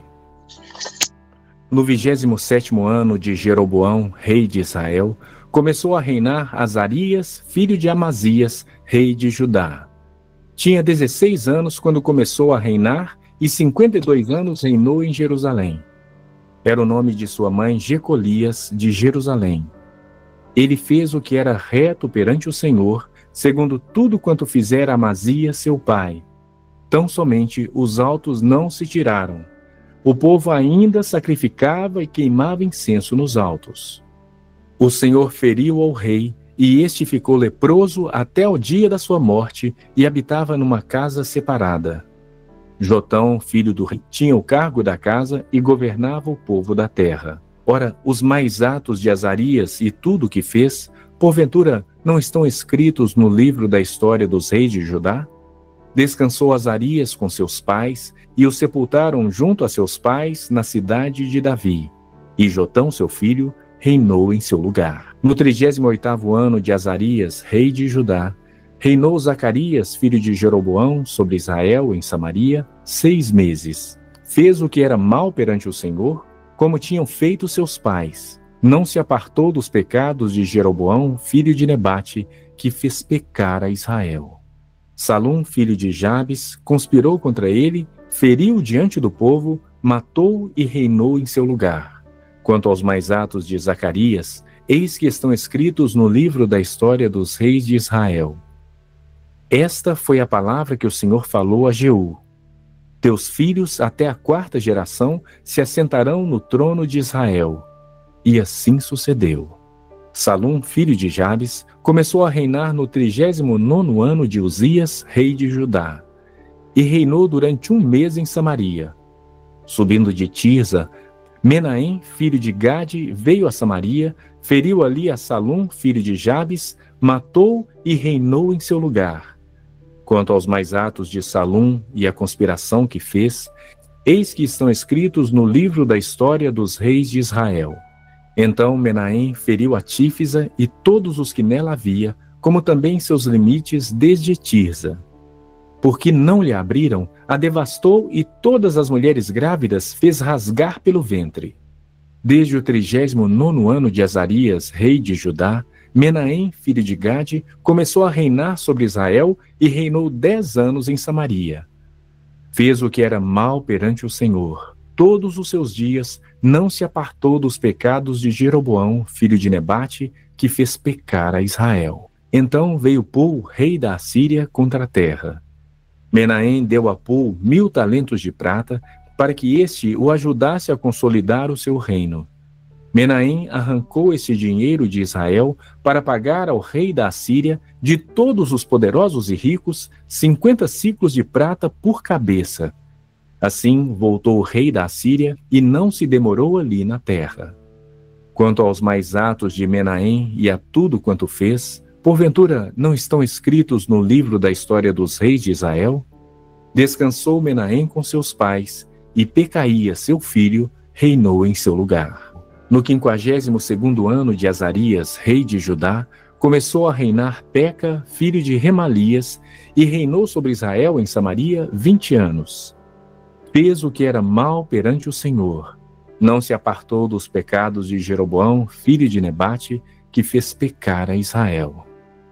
Nos dias de Peca, rei de Israel, veio Tiglat-Pileser, rei da Síria, e tomou a Ijon, a Abel-Bet-Maaca, a Janoa, a Quedes, a Azor, a Gileade e a Galileia, a toda a terra de Naftali, e levou seus habitantes para a Síria. Nos dias de Peca, rei de Israel, veio Tiglat-Pileser, rei da Síria, e tomou a Ijon, a Abel-Bet-Maaca, a Janoa, a Quedes, a Azor, a Gileade e a Galileia, a toda a terra de Naftali, e levou seus habitantes para a Síria. Oséias, filho de Elá, conspirou contra Peca, filho de Remalias, e o feriu, e o matou, e reinou em seu lugar no 20º ano de Jotão, filho de Uzias. Quanto aos mais atos de Peca e a tudo quanto fez, eis que estão escritos no livro da história dos reis de Israel. No 2º ano de Peca, filho de Remalias, rei de Israel, começou a reinar Jotão, filho de Uzias, rei de Judá. Tinha 25 anos de idade quando começou a reinar e reinou 16 anos em Jerusalém. Era o nome de sua mãe, Jerusa, filha de Zadok. Fez o que era reto perante o Senhor, e em tudo procedeu segundo fizera Uzias, seu pai. Tão somente os altos não se tiraram. O povo ainda sacrificava e queimava incenso nos altos. Ele edificou a porta de cima da casa do Senhor. Quanto aos mais atos de Jotão e a tudo quanto fez, porventura não estão escritos no livro da história dos reis de Judá? Naqueles dias começou o Senhor a enviar contra Judá a Rezim, rei da Síria, e a Peca, filho de Remalias. Descansou Jotão com seus pais e foi sepultado junto a seus pais na cidade de Davi, seu pai. Em seu lugar reinou Acás, seu filho.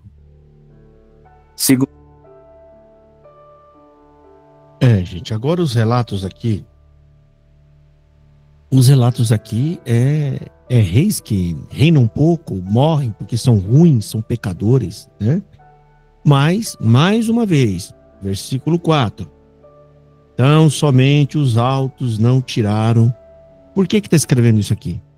Porque o rei que ele vai relatar aqui foi um rei temente a Deus, mas não consegue tirar os altos, né? Olha só, o versículo anterior, ó. E fez o que era reto aos olhos do Senhor, conforme a tudo o que fizera Amazias, seu pai. Tão somente, quando ele escreve tão somente, é um pesar que ele está colocando aqui, né? É um pesar, ó. Apesar disso, dele ter sido um rei bom, olha só. Tão somente os altos não foram tirados, porque o povo ainda sacrificava e queimava incenso nos altos. Pecadinho de estimação ali, que a gente às vezes não é coisa muito séria, né? Muito grande, a gente vai alimentando um pouquinho ali, mas não, tem que largar tudo, gente. Nova vida. Vida com Deus, tá? Tá aqui, ó, não consegue santificar o povo por completo. Não tem jeito. Isso aqui só Cristo. Hoje, né? Cristo conseguiu nos lavar de verdade e santificar completamente. Alguma pergunta aqui, irmão, nessa passagem? Senão a gente vai pro capítulo... Viu? 16. A turma fala assim, a invejinha branca não é pecado, né? Deus que me livre. Pecado é pecado. Oxe, não tem essa conversa não. Pecado é invejinha branca. Inveja. Eu conheço sim, o pessoal fala assim, a minha invejinha é branca. Eu falo, mas inveja é pecado, não importa do tamanho da inveja, se é branca, se é verde, é inveja, é pecado.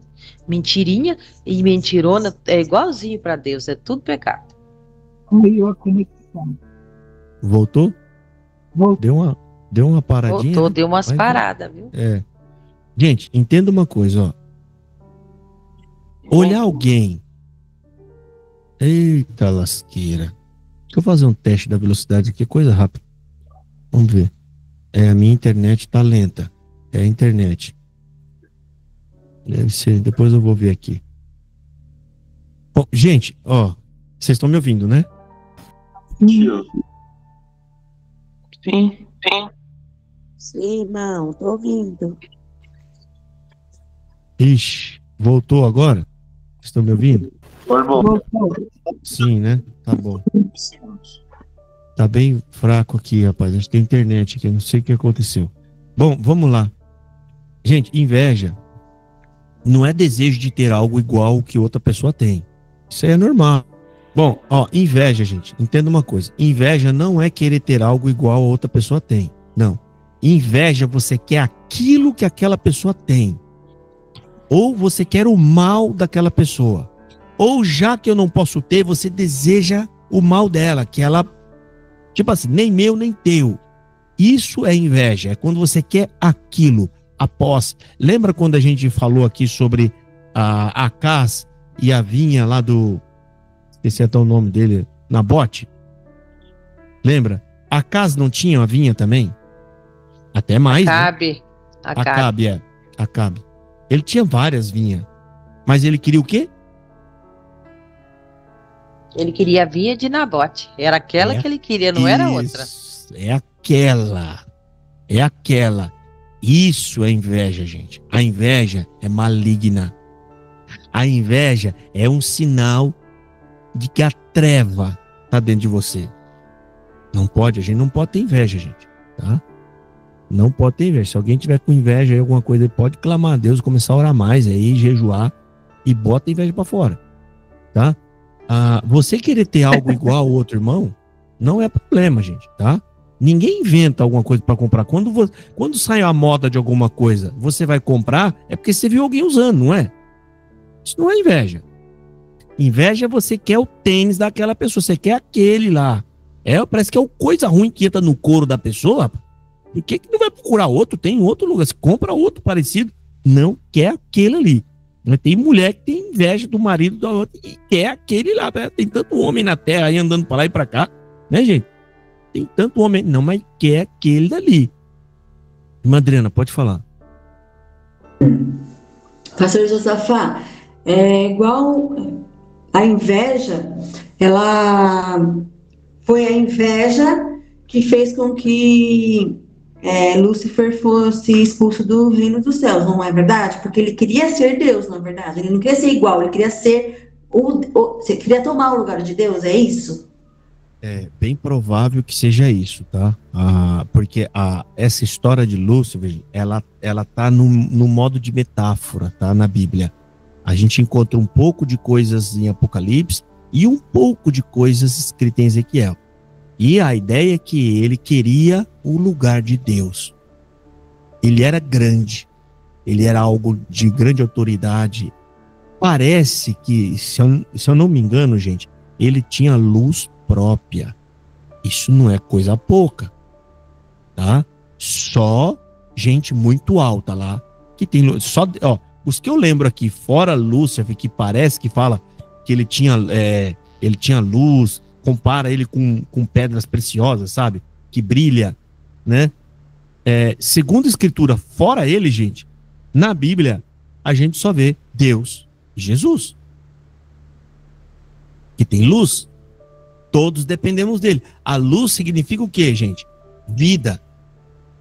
Tá? A gente precisa da luz para ter vida. É isso que significa. Outro ponto que só Deus e Jesus têm: vida em si mesmo. Deus, ele tem vida e pode doar vida. Jesus também, né? Tem uma passagem lá que fala que Deus deu ao Filho também o poder de ter a vida em si mesmo. Por isso, ele pode dá-la. Olha que bonito, eu dou. Jesus, ele fez assim, gente, ele pegou a vida dele, suponhamos que é um pão. A vida é um pão. E o que ele fez com esse pão? Para nós, e nós está tudo lá, em volta dele com fome. O que ele fez com esse pão? Ele pega a vida dele e reparte conosco. Cada um de nós, gente, tem um pouco da vida de Jesus. Se você sente hoje que você tem paz com Deus e que você tem vida, é porque a vida de Jesus está dentro de você e tirou nós do mundo dos mortos diante de Deus. Se nós temos vida, é porque Jesus deu a vida para nós. Ele deu, gente, não é só dar a vida no madeiro, não é a ideia que ele morre dando a vida. Ele dá mesmo a vida. Ele fala, Jesus fala, ele tem a vida. Como é que ele fala lá, gente? Está lá em João. E ele tem o poder de dar a vida, alguma coisa assim que ele fala. Eu tenho a vida, só o Pai tem a vida e deu a vida ao Filho, e o Filho tem a vida em si mesmo e o poder para dar. Alguma coisa assim, depois a gente vai ver lá na frente. Eu sei que é uma passagem maravilhosa da Bíblia. Maravilhosa, tá? Então, Lúcifer tinha, né, provavelmente inveja. Ele queria ter mais. Ele queria ter o que Deus tem e o que Deus é. Sabe aquele... Deus é tão amor, tão bondoso. Os anjos amam tanto a Deus que causou inveja. Não tem? Eu acho que algumas irmãs devem ter algum sentimento desse, né? Que você vê que tem pessoas que têm inveja de você, da sua vida. Você não é rica, você não tem muita coisa, mas tem gente que não gosta de você pelo jeito que você é. Você inveja, gente. Aí é só Deus, viu? E essas pessoas aí, toma cuidado, rapaz. Eita, essas pessoas é perigoso. Eu costumo dizer que é o demônio purinho no couro dessa pessoa. Bom, vamos lá. Capítulo 16. Vamos soltar? Segundo Reis, capítulo 16. No 17º ano de Peca, filho de Remalias, começou a reinar Acás, filho de Jotão, rei de Judá. Tinha Acás 20 anos de idade quando começou a reinar e reinou 16 anos em Jerusalém. Não fez o que era reto perante o Senhor seu Deus, como Davi seu pai.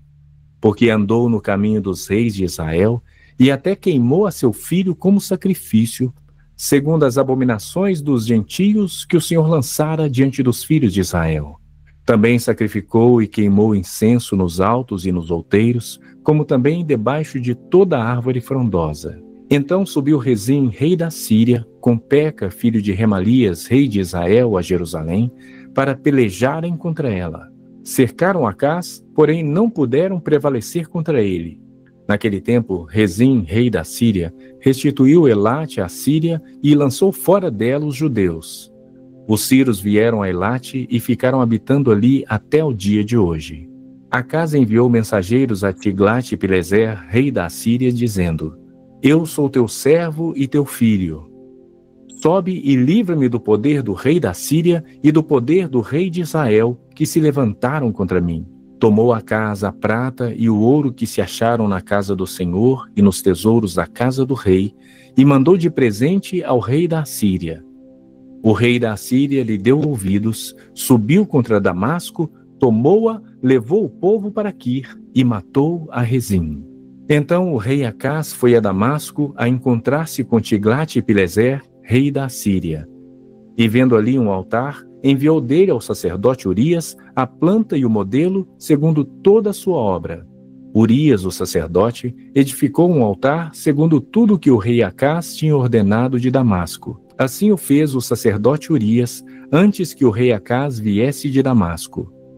Vindo, pois, de Damasco, o rei viu o altar, chegou-se a ele e nele sacrificou. Queimou o seu holocausto e a sua oferta de manjares, derramou a sua libação e aspergiu o sangue das suas ofertas pacíficas naquele altar. Porém, o altar de bronze que estava perante o Senhor, tirou ele de diante da casa, de entre o seu altar e a casa do Senhor, e o pôs ao lado do seu altar, do lado norte. Ordenou também o rei Acás ao sacerdote Urias, dizendo: queima no grande altar o holocausto da manhã, como também a oferta de manjares da tarde, e o holocausto do rei, e a sua oferta de manjares, e o holocausto de todo o povo da terra, e a sua oferta de manjares, e as suas libações. Todo o sangue dos holocaustos e todo o sangue dos sacrifícios aspergirás nele. Porém, o altar de bronze ficará para a minha deliberação posterior. Fez Urias o sacerdote, segundo tudo quanto o rei Acás lhe ordenara. O rei Acás cortou os painéis dos suportes, e de cima deles tomou a pia e o mar, tirou de sobre os bois de bronze que estavam debaixo dele, e o pôs sobre um pavimento de pedra. Também o passadiço, coberto para uso no sábado, que edificaram na casa, e a entrada real pelo lado de fora, retirou da casa do Senhor por causa do rei da Síria. Quanto aos mais atos de Acás e ao que fez, porventura não estão escritos no livro da história dos reis de Judá? Descansou Acás com seus pais, e foi sepultado junto a seus pais na cidade de Davi. E Ezequias, seu filho, reinou em seu lugar. Olha aí, gente, o homem ruim, hein?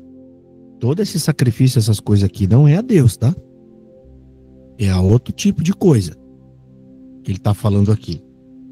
E aqui, ó, ele sacrificou, ele era um dos adoradores de Moloque. Por que esse rei, mesmo sendo judeu, a gente pode dizer que ele adorava Moloque? Vocês lembram? Porque ele sacrificava um filho dele bebezinho. Exatamente. Está escrito aqui, ó, versículo 3. Porque andou no caminho dos reis de Israel, e até seu filho fez passar pelo fogo, segundo as abominações dos gentios que o Senhor lançara fora de diante dos filhos de Israel. Deus lançou o povo fora por conta dessas abominações que eles faziam. É por isso que Deus mandou o povo de Israel entrar lá e arrancar tudo. Por quê? Deus era mau? Não. Deus estava fazendo justiça, como a gente já falou aqui. Aquele povo abusavam da sua própria mãe, matavam seus filhos no fogo, faziam tudo quanto é coisa horrenda e absurda. Deus manda então, fazendo justiça, que eles entrassem lá e removessem todos de lá, que não ficasse nenhum. E aí, o povo que ele levou para lá, ele disse que era para ser povo santo, que era um povo diferente daqueles, era um povo que seria o exemplo na terra. O que eles estão fazendo aqui? A mesma coisa, gente. Dá para imaginar a tristeza de Deus? O povo fazendo a mesma coisa do que aquele povo mau que ele mandou sair. Pior, né, gente? É pior, porque aquele povo que estava lá não teve orientação nenhuma, não teve instrução nenhuma. É praticamente vivendo como bárbaros, né? E Israel? Israel não teve instrução, gente? Israel não teve orientação? Sabe, é a mesma coisa quando você vê um menino que cresceu abandonado na rua, não teve instrução de ninguém e acaba virando um bandido. Tá certo virar bandido? Não. Tá errado. Mas dá para entender um pouco por que ele ficou assim? Dá, né? A gente imagina, poxa vida, uma criança que não teve família, não teve pai, não teve mãe, vai virar isso mesmo. Ou seja, não teve chance. Agora você pega uma criança que foi criado dentro de casa, com amor, com educação, do pai, da mãe, nunca faltou nada, teve boas roupas e vira um bandido dos mais perigosos, ele não é pior do que o outro? É pior, não é, gente? Por quê? Tem motivo para ele ter ficado assim? Não tem. Vocês estão entendendo o que eu estou querendo dizer? O povo de Israel não foi ensinado, não foi orientado, não tinha gente dizendo, olha, lá eles fazem isso é errado, não quero que vocês façam. Não façam isso, eu estou mandando vocês entrar lá e eliminar todos eles, porque eles fazem assim, assado. Eles tiveram instrução. E esse modo de falar com vocês, não sou eu que estou inventando. Quando Jesus falou lá para o povo de Cafarnaum e de Betseba, aonde ele até fez milagres, e o povo não creu nele e queria matá-lo, o que ele falou? Ai de ti, Cafarnaum e Betsaida, se lá em Sodoma e Gomorra tivesse sido feitos os milagres que foram feitos aqui, muitos teriam se convertido. Mas vocês, né, não se converteram. Portanto, vocês vão ser julgados com mais duro rigor do que Sodoma e Gomorra. Vocês entenderam o que Jesus falou aí? Que vocês tiveram chance. Vocês viram, vocês aprenderam a justiça. Ensinaram vocês o correto e vocês deram as costas. Gente, entenda que isso pode pesar para cada um de nós, tá? Nós somos chamados, nós estamos sendo esclarecidos, os nossos olhos estão sendo abertos, sabe? A gente está tendo todas as oportunidades para fazer o correto. Por isso que a palavra de Deus fala que para aqueles que conhecem a palavra, Deus vai cobrar mais. Vocês estão entendendo? Então, a gente tem que guardar o conselho de Deus, a palavra de Deus no coração e fazer a vontade de Deus, tá? Porque a gente tem mais instrução do que o povão que está lá fora, às vezes está lá no sambão lá, eles não têm um décimo do conhecimento que a gente tem. Deixa eu ver o que mais aqui. Bom, aqui o camarada mata o próprio filho, né? Coitado. E aí ele queimou incenso, na onde? Nos altos, nos outeiros, é aqueles altos, gente, aqueles lugares que deixaram lá, né? E que não conseguiram arrancar mais. Aí eles foram visitar o rei da Síria. Quem que é a Síria, gente? É o povo de Deus? Não. É o povo que adora Baal, que adora aquele monte de coisa. Ele foi agradecer. Chegando lá, deve ter visto, né? Porque eles sempre fazem... Gente, a ideia era... o seu Deus, gente, você tem que construir o melhor altar, o melhor templo, a melhor entrada, que é para mostrar que o seu Deus é poderoso. Aí ele foi lá na Síria, o que aconteceu? Ele viu lá o altar do rei da Síria e ficou encantado com o altar e mandou o sacerdote tomar nota de tudo que estava vendo. Olha aí, gente, para copiar o negócio e levar para Israel. Olha só, versículo 11. Vamos aqui no versículo 10 e 11, ó. Então o rei Acás foi a Damasco a encontrar-se com Tiglath-Pileser, que nome, rapaz, rei da Síria. E vendo um altar que estava em Damasco, o rei Acás enviou o sacerdote Urias, enviou ao sacerdote Urias o desenho e o modelo do altar, ou seja, eles fizeram o desenho do altar, conforme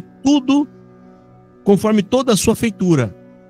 E Urias, o sacerdote, edificou um altar conforme tudo o que o rei Acás lhe tinha enviado de Damasco.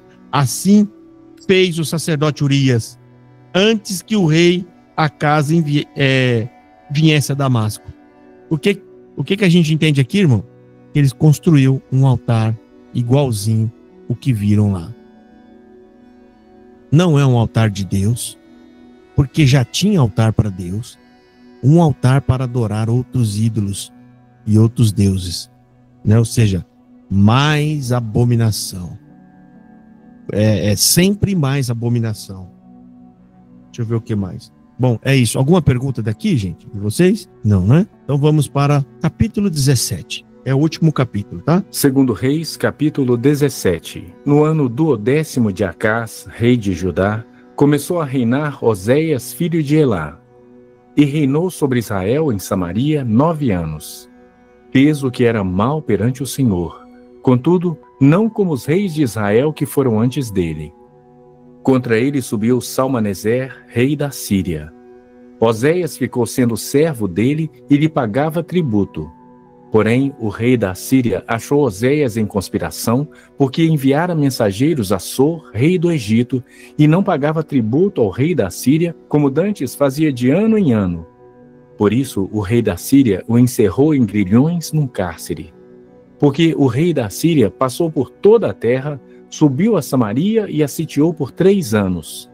No ano 9º de Oséias, o rei da Síria tomou a Samaria e transportou a Israel para a Síria, e os fez habitar em Ala, junto a Abor e ao rio Gozã, e nas cidades dos Medos. Tal sucedeu porque os filhos de Israel pecaram contra o Senhor seu Deus, que os fizera subir da terra do Egito, de debaixo da mão de Faraó, rei do Egito, e temeram a outros deuses. Andaram nos estatutos das nações que o Senhor lançara de diante dos filhos de Israel, e nos costumes estabelecidos pelos reis de Israel. Os filhos de Israel fizeram contra o Senhor seu Deus o que não era reto. Edificaram para si altos em todas as suas cidades, desde as atalaias dos vigias até a cidade fortificada. Levantaram para si colunas e postes ídolos em todos os altos outeiros e debaixo de todas as árvores frondosas. Queimaram ali incenso em todos os altos, como as nações que o Senhor expulsara de diante deles.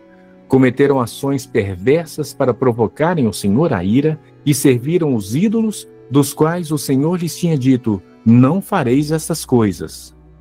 O Senhor advertiu a Israel e a Judá por intermédio de todos os profetas e de todos os videntes, dizendo: voltai-vos de vossos maus caminhos e guardai os meus mandamentos e os meus estatutos, segundo toda a lei que prescrevi a vossos pais e que vos enviei por intermédio dos meus servos, os profetas. Porém, não deram ouvidos. Antes se tornaram obstinados, de dura cerviz como seus pais, que não creram no Senhor seu Deus. Rejeitaram os estatutos e a aliança que fizera com seus pais, como também as suas advertências com que protestara contra eles. Seguiram os ídolos e se tornaram vãos, e seguiram as nações que estavam em derredor deles, das quais o Senhor lhes havia ordenado que não as imitassem. Desprezaram todos os mandamentos do Senhor seu Deus, e fizeram para si imagens de fundição, fizeram um poste ídolo, e adoraram todo o exército do céu, e serviram a Baal. Também queimaram a seus filhos e as suas filhas como sacrifícios, deram-se à prática de adivinhações, e criam em agouros. E venderam-se para fazer o que era mal perante o Senhor, para o provocarem a ira. Pelo que o Senhor muito se indignou contra Israel e o afastou da sua presença. E nada mais ficou senão a tribo de Judá. Também Judá não guardou os mandamentos do Senhor seu Deus. Antes andaram nos costumes que Israel introduziu. Pelo que o Senhor rejeitou a toda a descendência de Israel e os afligiu, e os entregou nas mãos dos despojadores, até que os expulsou da sua presença. Pois quando ele rasgou a Israel da casa de Davi, e eles fizeram rei a Jeroboão, filho de Nebate, pois quando ele rasgou a Israel da casa de Davi, e eles fizeram rei a Jeroboão, filho de Nebate, Jeroboão apartou a Israel de seguir o Senhor e o fez cometer grande pecado. Assim andaram os filhos de Israel em todos os pecados que Jeroboão tinha cometido. Nunca se apartaram deles, até que o Senhor afastou a Israel da sua presença, como falara pelo ministério de todos os seus servos, os profetas. Assim foi Israel transportado da sua terra para a Síria, onde permanece até o dia de hoje. O rei da Assíria trouxe gente de Babilônia, de Cuta, de Ava, de Amate e de Sefarbaim, e a fez habitar nas cidades de Samaria, em lugar dos filhos de Israel. Tomaram posse de Samaria e habitaram nas suas cidades. A princípio, quando passaram a habitar ali, não temeram o Senhor. Então mandou o Senhor para o meio deles leões, os quais mataram a alguns do povo. pelo que se disse ao rei da Assíria: as gentes que transportaste e fizeste habitar nas cidades de Samaria não sabem a maneira de servir o Deus da terra. Por isso enviou ele leões para o meio delas, os quais as matam porque não sabem como servir o Deus da terra. Então o rei da Assíria mandou dizer: levai para lá um dos sacerdotes que de lá trouxestes, que ele vá e lá habite e lhes ensine a maneira de servir o Deus da terra.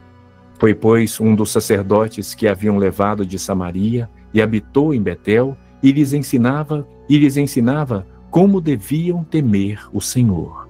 Porém, cada nação fez ainda os seus próprios deuses nas cidades em que habitava e os puseram nos santuários dos altos que os samaritanos tinham feito. Os de Babilônia fizeram Sucote e Benote. Os de Cuta fizeram Nergal. Os de Amate fizeram Azima. Os aveus fizeram Nibás e Tartaque. E os sefarvitas queimavam seus filhos a Adrameleque e Anameleque, deuses de Sefarvaim. Mas temiam também ao Senhor. Dentre os do povo, constituíram sacerdotes dos lugares altos, os quais oficiavam a favor deles nos santuários dos altos, de maneira que temiam o Senhor e, ao mesmo tempo, serviam aos seus próprios deuses, segundo o costume das nações dentre as quais tinham sido transportados. Até ao dia de hoje fazem segundo os antigos costumes. Não temem o Senhor, não fazem segundo os seus estatutos e juízos, nem segundo a lei e o mandamento que o Senhor prescreveu aos filhos de Jacó, a quem deu o nome de Israel.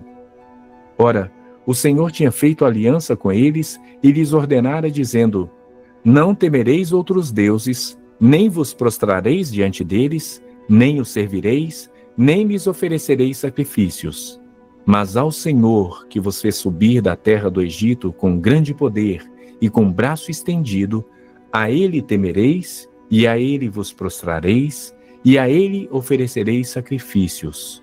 Os estatutos e os juízos, a lei e o mandamento que ele vos prescreveu, tereis cuidado de os observar todos os dias. Não temereis outros deuses. Da aliança que fiz convosco não vos esquecereis, nem temereis outros deuses, mas ao Senhor vosso Deus temereis, e ele vos livrará das mãos de todos os vossos inimigos. Porém, eles não deram ouvidos a isso. Antes, procederam segundo o seu antigo costume. Assim, estas nações temiam o Senhor e serviam as suas próprias imagens de escultura. Como fizeram seus pais, assim fazem também seus filhos e os filhos de seus filhos, até ao dia de hoje.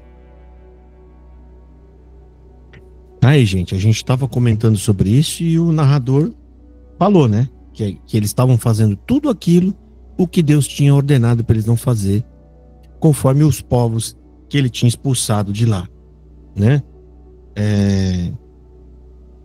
Aqui no versículo 8, ó, e andaram nos estatutos das nações que o Senhor lançara fora de diante dos filhos de Israel.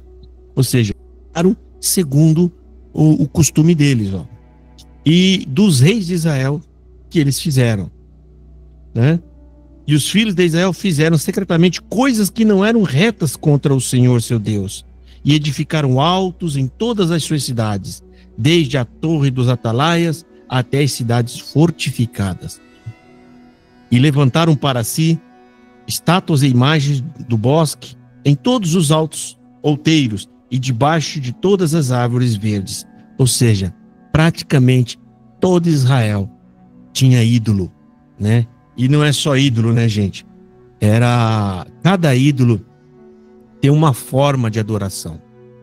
E todos eles são ruins, né? Mas o pior deles é o Moloque, que é o ídolo que você tem que, para agradá-lo, você tem que dar o que você tem de melhor. E o que você tem de melhor? O seu filho. Aquilo que você mais ama. Essa é a ideia da adoração ao Moloque. Aqui no versículo 17. Também fizeram passar pelo fogo a seus filhos e suas filhas, e deram-se adivinhações. Olha aí, gente. Por isso que a gente está falando e criticando lá, fala, vocês não têm ideia como isso é maléfico. O que é adivinhações, gente?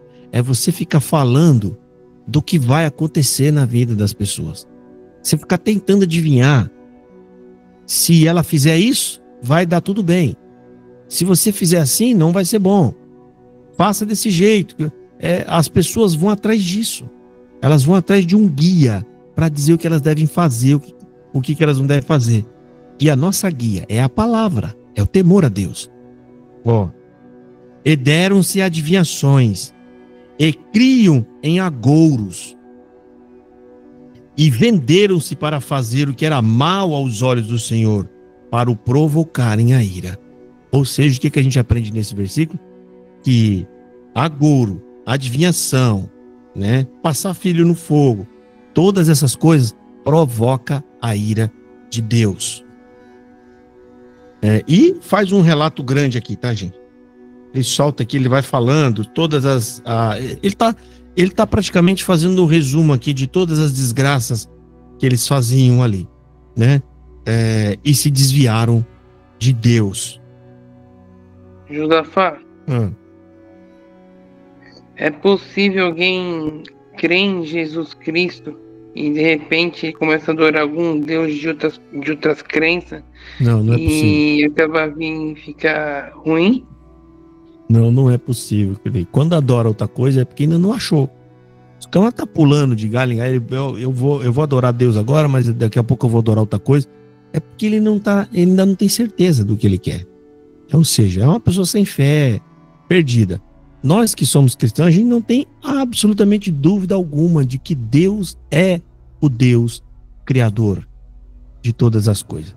E ele mandou o Filho. A ordem de Deus qual que é? Creiam no meu Filho. Sigam a instrução que ele dá. Está escrito lá: aquele que receber meu Filho, me recebe. Aquele que não receber meu Filho, não tem o meu Filho e também não tem a mim. Então você quer ter Deus? Quero. Então receba o Filho. É simples assim.